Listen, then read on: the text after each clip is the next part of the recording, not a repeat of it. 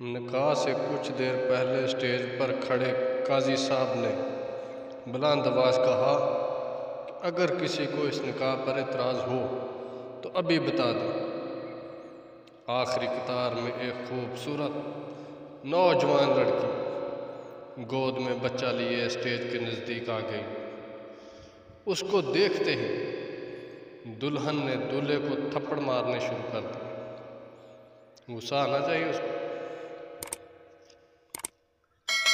दुल्हन का बाप बंदूक लेने भागा।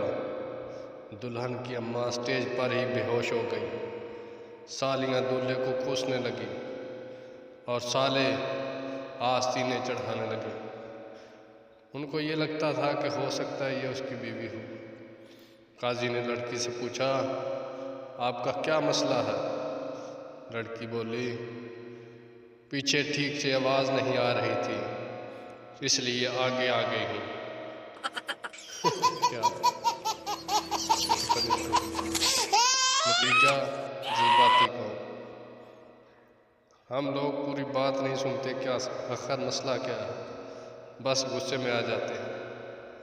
अगर आप दोस्तों को हमारी कहानियाँ अच्छी लगती हैं तो लाइक कमेंट किया करें। मज़ीद वीडियो देखने के लिए हमारे चैनल को ज़रूर सब्सक्राइब करें। शुक्रिया।